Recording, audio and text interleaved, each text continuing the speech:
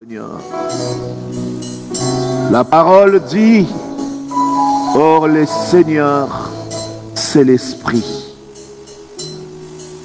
Cet après-midi, Seigneur, communique la vie. Communique la vie, Seigneur, à ton Église. Dans le nom glorieux de Christ Jésus, notre Seigneur, notre Sauveur, nous disons ensemble Amen. Si nous pouvons prendre place. J'allais simplement dire, je ne serai pas long cet après-midi. Mais malheureusement, chaque fois que je dis cela, je passe à côté. Amen, amen. Alors je préfère rien dire. Gloire soit rendue à notre Seigneur, notre Dieu. Bien-aimés, nous sommes dans une année nouvelle. Hier, nous avons essayé de dire à l'Église de Dieu qu'entrer dans une année nouvelle, ce n'est pas cela qui change une vie. Il faut que la personne ait compris. C'est pourquoi nous allons partager ce matin une suite du message que nous avons donné hier. C'est pourquoi ces messages, nous la nommons pour ceux qui écrivent, avoir la conscience de l'Esprit de Dieu. Avoir la conscience Saint-Esprit.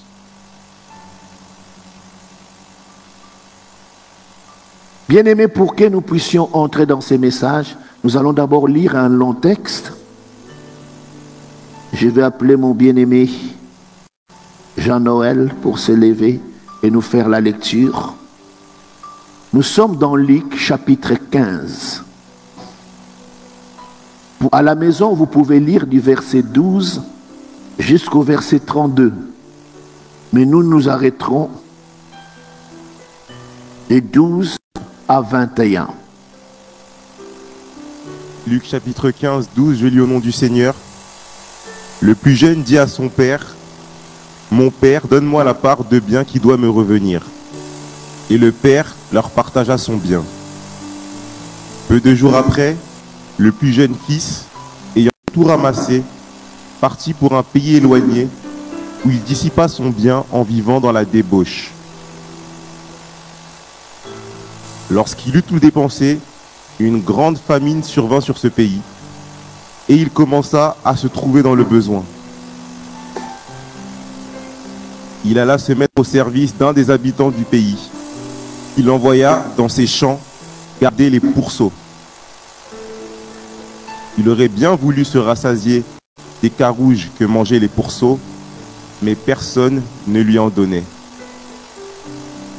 Étant rentré en lui-même, il se dit, « Combien de mercenaires chez mon père ont du pain en abondance, et moi, ici, je meurs de faim. Je me lèverai, j'irai vers mon père, et je lui dirai, « Mon père, j'ai péché contre le ciel et contre toi. Je ne suis plus digne d'être appelé ton fils. Traite-moi comme l'un de tes mercenaires. » Et il se leva et alla vers son père.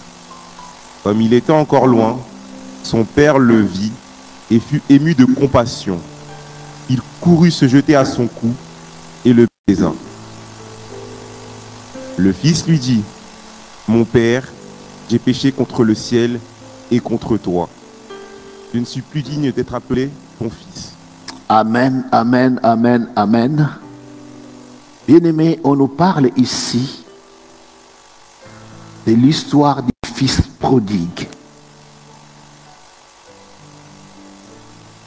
C'est un jeune homme qui a pris sa part d'héritage, qui est parti dans un pays lointain. Mais le récit qu'on nous raconte, c'est qu'il vivait dans la débauche et il dissipa tout ce qu'il avait. Une grande famille vint dans ce pays. Il alla chercher un travail chez les gens du pays. Mais on nous montre ici les besoins que cet enfant a eu. Qu'il avait tellement faim. Il voulait même manger les repas qu'on donne aux porcs. Mais personne ne pouvait les lui donner. Mais il y a une chose qui va changer. Cet enfant maintenant va se dire, il dit, dans la maison de mon père, les mercenaires, c'est-à-dire les ouvriers, les serviteurs qui sont dans la maison de mon père, ont de quoi manger à satiété. Mais moi, je n'ai rien. Alors il va prendre une décision. C'est pourquoi nous allons revenir sur ces versets. Et soulignez-les dans votre Bible, bien-aimés dans le Seigneur. Je vais demander à mon frère de nous relire ces versets. Et à partir du verset 17. Étant rentré en lui-même, il se dit, combien de mercenaires chez mon père ont du pain en abondance. Amen, amen. Qu'est-ce qui se passe? Il rentre en lui-même. C'est-à-dire que quelque chose se réveille en lui. Une conscience se réveille en lui. Amen, amen, amen. Mon bien, tu peux continuer, bien-aimé. Moi, ici, je meurs de faim. Je me lèverai, j'irai vers mon père et je lui dirai, mon père, j'ai péché contre le ciel et contre toi. Je ne suis plus digne d'être appelé ton fils. Traite-moi comme l'un de tes mercenaires. Amen. Bien-aimé, il ne vient plus revendiquer un titre quelconque. Mais il s'est dit, la meilleure chose est que je sois dans la maison de mon père, ça me suffit. Car si je suis même comme l'un de ces mercenaires, je n'aurai pas à vivre cette vie que je suis en train de mener. C'est cela que nous appelons la conscience Saint-Esprit. Amen. Mon bien-aimé dans le Seigneur, aussi longtemps que nous sommes encore éloignés de cela, il est difficile à un enfant de Dieu de revenir vers son Dieu. Car cet enfant va maintenant réaliser que la sécurité,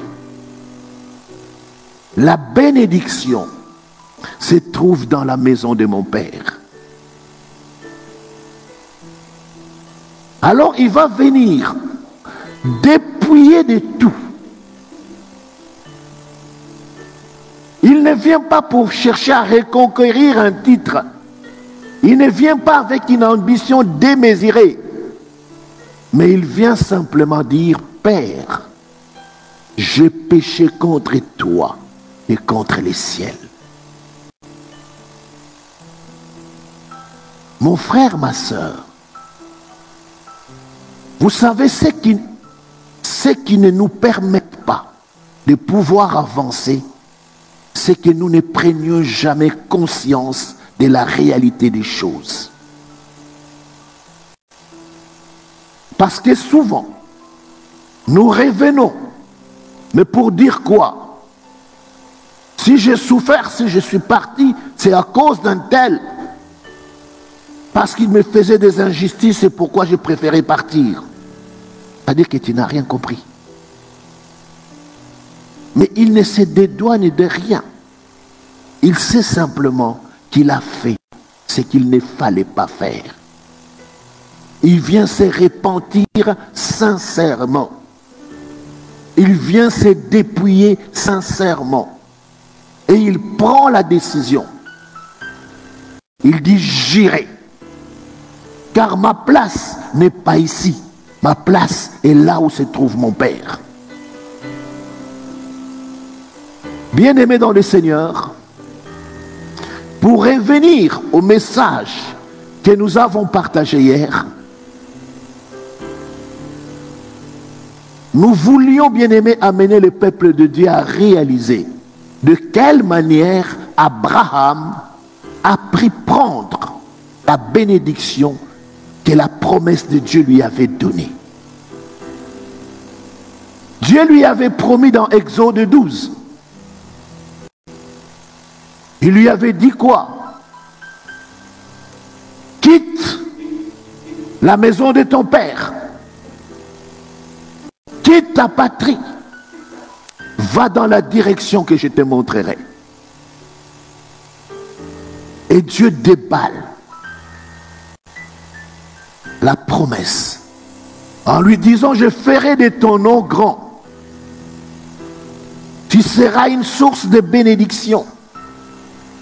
Les nations de la terre seront bénies en toi. Mais bien aimé dans le Seigneur, cela n'était pas un acquis. Alléluia. C'était une promesse. Pour que la promesse se réalise, il a fallu qu'il comprenne, qu'il entre en lui et qu'il prenne conscience. Parce que Dieu donne. Mais pour que tu accèdes à cela, il y a des étapes, des paliers où il faut passer. D'abord quitter. C'est là où hier nous disons quitter. Aujourd'hui, de nombreuses personnes, physiquement quitter c'était simple. C'est de quitter Ur. Ur c'était un peuple qui vivait dans l'idolâtrie. C'était un peuple qui vivait dans la magie. Et Dieu a choisi Abraham pour les sortir de mœurs, des coutumes de ce peuple. C'est pourquoi il va lui dire, sors. Mais aujourd'hui, nous spirituellement, ça veut dire quoi? Quand on nous dit de sortir, de quitter, de nombreuses personnes n'arrivent pas. On essaie de faire un pas en avant. On se rend compte, tu dis, mais comme le faisait Israël dans les déserts. Ils viennent encore et voir Moïse, dit, Moïse, tu sais, en Égypte, on avait de la viande. Mais ici, dans les déserts, il n'y a que les sables. S'il te plaît, ramène-nous en Égypte. Alléluia. C'est ça le peuple de Dieu aujourd'hui. Mais bien aimé, pour accéder à la bénédiction, il y a un prix à payer.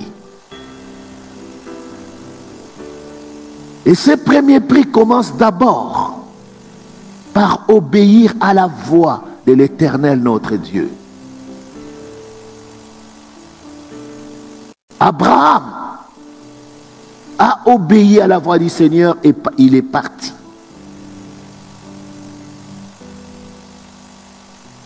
Ce qui avait encore de plus grave que nous avons essayé de dire hier, Dieu va le mettre à l'épreuve et il va lui demander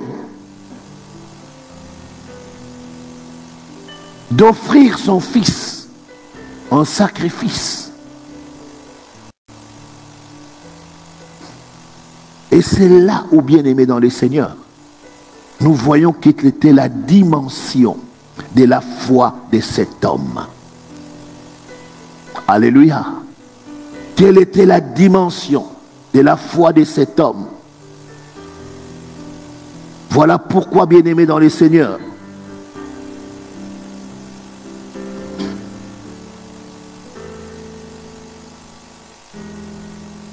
Romains chapitre 4, verset 13.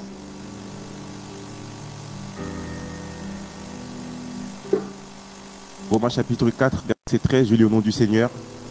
En effet, ce n'est pas par la loi que l'héritage du monde a été promis à Abraham ou à sa postérité.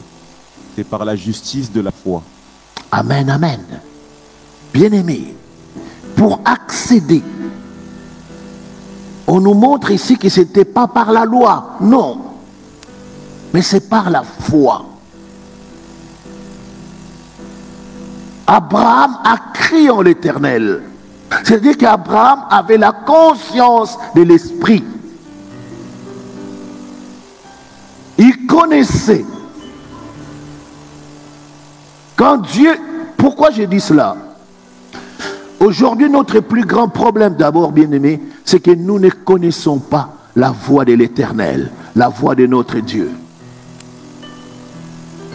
Quand nous entendons qu'il nous parle, nous venons voir la personne à côté pour lui dire, je ne sais pas si c'est Dieu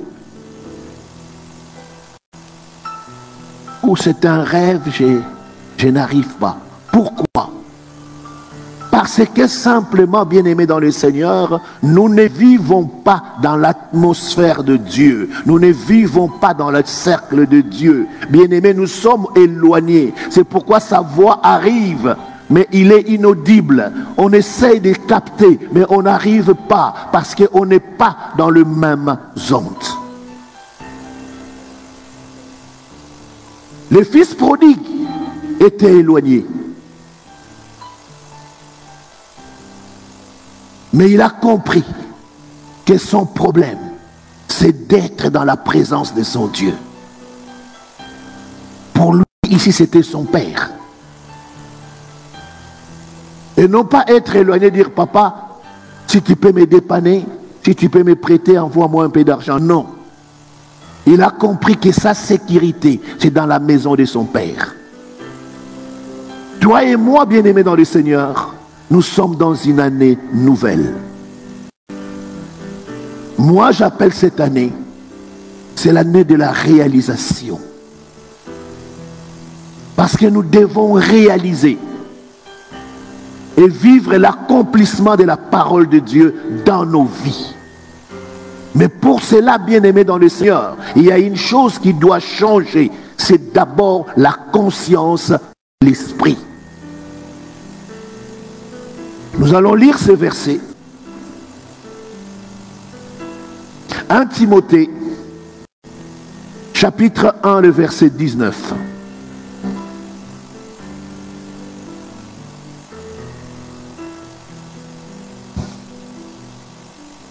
Timothée, chapitre 1, verset 19, je lis au nom du Seigneur. En gardant la foi et une bonne conscience, cette conscience, quelques-uns l'ont perdue. Et ils ont fait naufrage par rapport à la foi. Tu peux recommencer, s'il te plaît? En gardant la foi et une bonne conscience, cette conscience, quelques-uns l'ont perdue. Et ils ont fait naufrage par rapport à la foi. Amen. On nous parle d'une conscience. Un enfant de Dieu bien-aimé, nous arrivons dans une année nouvelle. Si nous voulons réussir,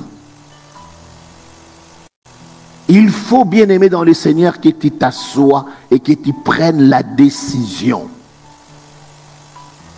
Je ne sais pas si je me fais comprendre. Si tu veux réussir quelque chose, il faut prendre des décisions. En d'autres termes, c'est là où l'apôtre Paul va appeler cela d'offrir son corps en sacrifice vivant à Dieu. Parce que pourquoi? Nous vivons sous la dictature de la chair. Nous sommes commandés par notre chair. C'est pourquoi nous pouvons prendre une décision. Mais la première chose qui va briser la décision, c'est notre chair. Gloire soit rendue à Dieu. Je sais que parmi nous, il y a des personnes qui ont tenu, qui ont fait leur jeûne, Mais il y a d'autres qui ne peuvent pas. Vous savez, j'ai compris une chose. Si nous sommes incapables de payer les prix, nous vivrons, bien aimé, je le dis sincèrement, nous ne vivrions que des miettes qui tombent de la table du maître. Mais or, le Seigneur t'invite à manger à sa table. Mais pour manger à sa table, il y a des conditions. Ce n'est pas n'importe qui va manger à la table du maître. Et aujourd'hui, nous en sommes incapables. Mais nous voyons qu'Abraham est arrivé. Nous voyons Moïse est arrivé. Pourquoi ils ont faim? Parce qu'ils avaient une conscience de l'esprit. Moïse a abandonné la richesse de l'Égypte, le pouvoir de... Quand on a commencé cette œuvre, j'ai travaillé. Je n'étais pas à la retraite. Alléluia. J'ai travaillé. Mais je vous dis, aucune fois j'ai manqué l'église. Aucune fois j'ai manqué une veillée de prière. Et pourtant j'ai commencé mon travail à 5 heures du matin.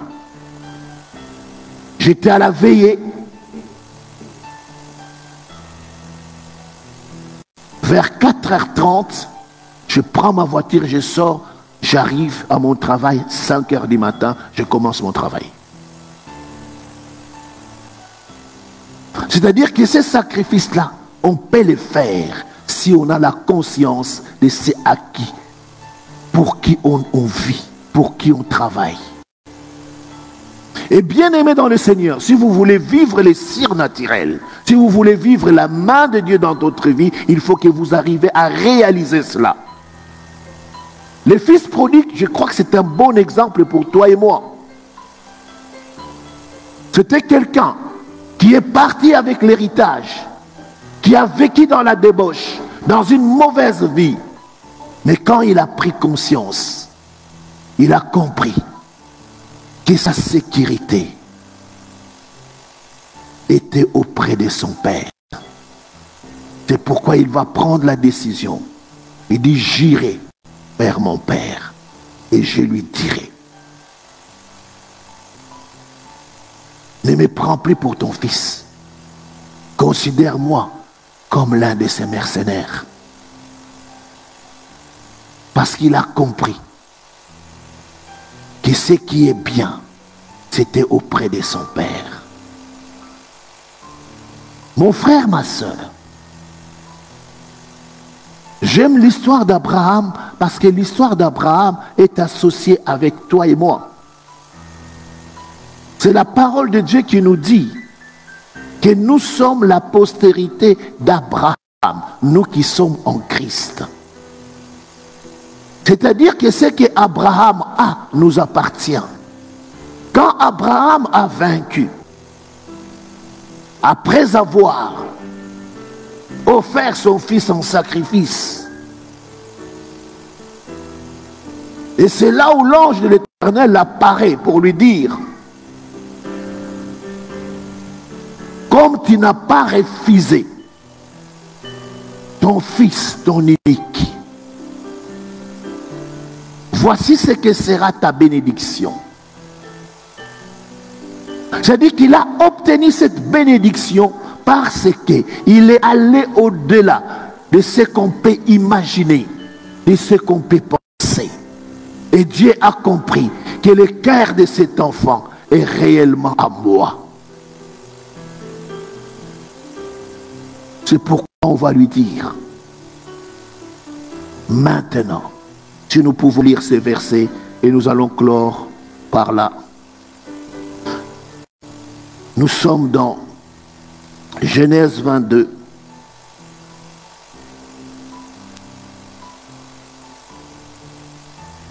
À partir du verset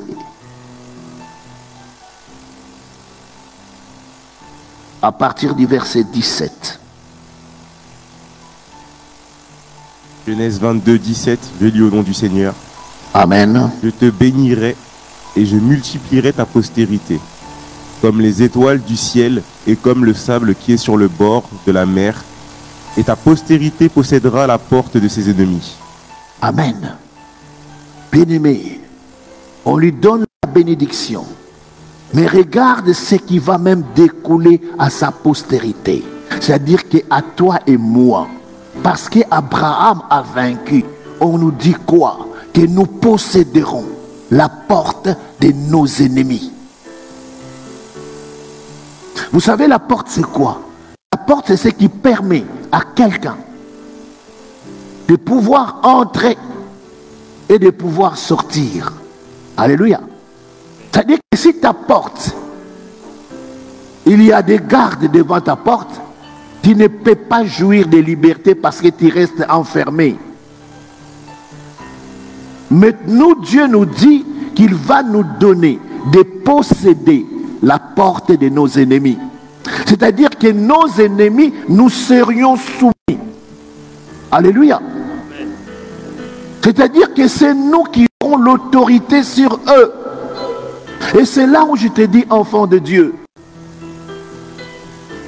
ce que nous sommes en train de chercher dans ce monde, Dieu nous l'a donné. Amen, amen. Vous savez, souvent on se dit,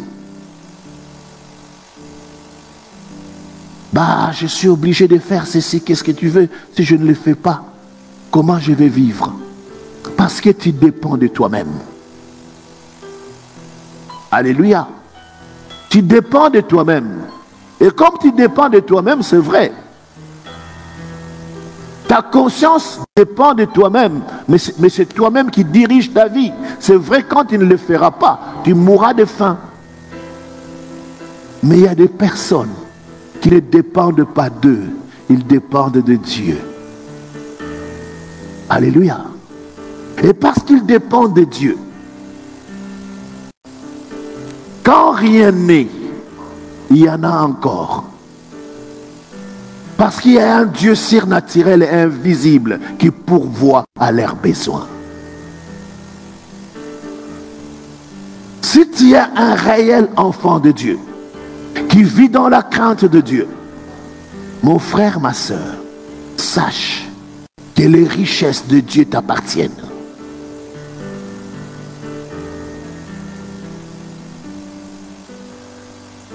Je termine par là. Je vais donner un exemple. Nous étions en retraite avec, comme il est là, je vais le prendre d'exemple, avec Kevin. Je ne sais pas ce que je faisais, je ne sais pas. Je lui ai parlé, j'ai dit voilà, j'ai besoin, je crois, j'ai dit voilà, j'ai besoin de 5 000 €. Ou un truc comme ça, je ne sais plus. Et je lui dis, mais d'abord, je vais d'abord prier. Quand Dieu me parlera, quand Dieu me fera signe, je vais le faire. J'ai prié. Et devant lui, 1 ou 2 jours après, je ne me souviens plus parce que c'est loin. Je prends le téléphone, je commence à appeler les gens. Je commence à appeler les gens. J'appelle une première personne. Je lui explique, je ne sais plus vraiment le chiffre, je ne sais plus. Je dis, j'ai besoin de 1 000 €, vraiment c'est urgent. La personne dit, non, il n'y a pas de problème, pasteur, j'arrive, je vais te le donner. Je prends le téléphone, j'appelle une seconde personne. Je dis, j'ai besoin de 1 000 €. La personne dit, non, ben, pasteur, il n'y a pas de problème, je vais te le donner. Et quand j'ai terminé, j'avais les 5 000 €. Alors Kevin me dit, mais pasteur, mais c'est simple. Alléluia. Il me dit, c'est simple. Je dis non, ce n'est pas si simple que cela. Alléluia. Pour en arriver là, il faut d'abord avoir payé un prix. Parce que Dieu me montre où je dois aller, qui je dois appeler. Mais avant que j'appelle cette personne, Dieu est déjà entré dans sa conscience. Quand je lui informe, et la personne le fait. Pourquoi? Parce que tu es en communion avec Dieu. Je ne sais pas si vous comprenez, bien-aimés. Mais cela, bien-aimé, cela, c'est tout simplement. Je termine pour ce truc-là. Et après, je crois, j'avais un autre problème. Je crois que c'était un problème personnel. Je crois que c'était le problème, je crois, de l'église, je crois. Mais il dit, mais, pasteur, mais tu pourras payer une voiture avec. Je dis, non, ça ne marche pas comme ça. Je dis, les choses de Dieu ne marchent pas comme ça. Ce n'est pas des choses, donc, on ne le fait pas par convoitise. On ne le fait pas pour se montrer. Mais il y a un besoin. Comme je suis enfant de Dieu, Dieu va résoudre ses besoins. Amen. C'est pourquoi je vous dis, bien-aimés dans le Seigneur, les richesses de ce monde t'appartiennent. Mais à une condition. Suis ce qui a été dit à Moïse. Suis ce qui a été dit à Abraham. Il te montrera le chemin. L'obéissance, la foi. C'est ce que nous appelons la conscience Saint-Esprit. C'est-à-dire qu'il faut que le Saint-Esprit s'établisse dans ta vie.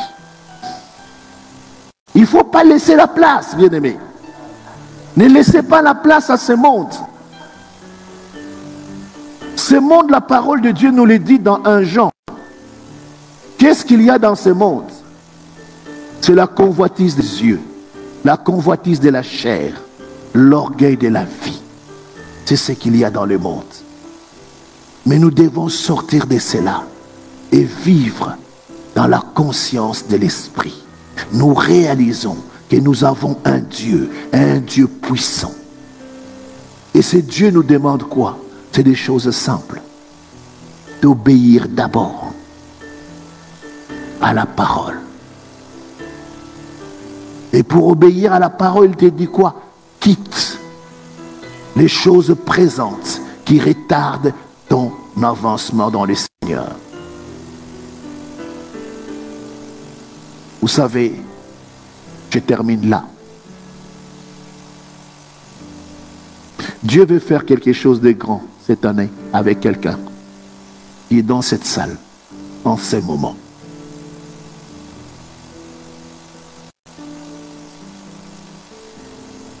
J'ai dit, Dieu veut faire quelque chose de grand avec une personne qui est dans ce lieu.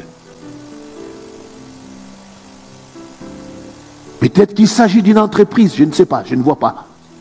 Quelque chose de grand. C'est pourquoi Dieu est en train de te dire, ce n'est pas aux hommes qu'il faut compter, mais il faut compter sur Dieu. C'est un Dieu dont toutes choses lui appartiennent. Il te demande une chose. Quitte ta vie présente. Comme il a dit à Moïse, sors. Il a dit à Abraham, sors de ta nation.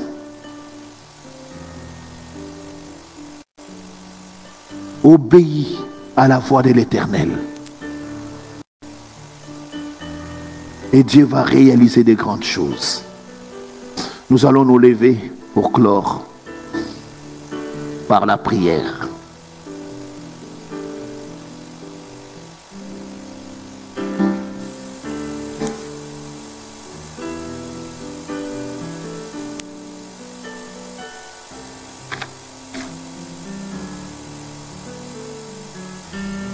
Bien-aimés, Dieu veut nous conduire vers de grandes choses.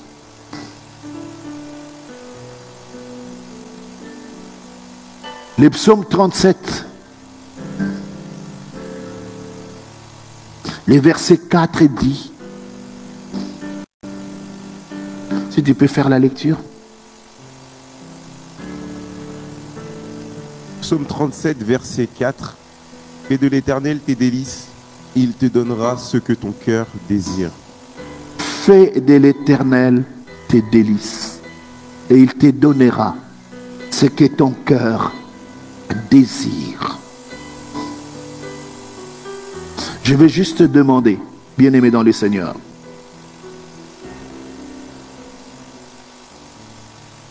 ce qui amène un renouveau dans la vie d'une personne, c'est ce qu'a réalisé le fils prodigue. C'est qu'il a compris que je suis dans l'horreur. Je suis dans la perdition. La manière dont je vis, la manière dont j'opère ne peut m'amener qu'à l'échec. Mais il y a une manière qui va m'amener vers la victoire. C'est pourquoi, bien-aimé, cela passe par le pardon, par la repentance. Le psaume 24 nous montre le chemin. Parce qu'il te dit à toi comme à moi, qui veut aller, qui peut monter à la montagne de l'Éternel. C'est celui qui a les mains innocentes. C'est celui qui a le cœur pur. C'est celui qui ne livre pas son âme au mensonge. C'est celui qui ne jure pas pour tromper. C'est-à-dire, bien-aimé dans le Seigneur, on nous donne une manière de vivre. Es-tu prêt à te repentir sincèrement? La repentance, c'est le changement de direction. Dans Acte 2, bien-aimés, nous pouvons voir les Israélites qui ont tué Jésus. Mais les jours de la Pentecôte, quand ils ont vu la manifestation de l'Esprit, ils vont venir vers Pierre pour poser cette question.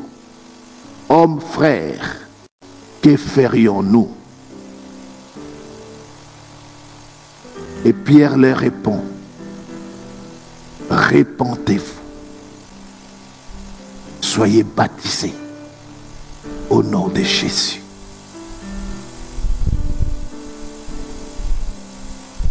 Alors, bien-aimés, je vais vous inviter à vous repentir. La repentance, c'est le chemin qui nous conduit vers la victoire. Gloire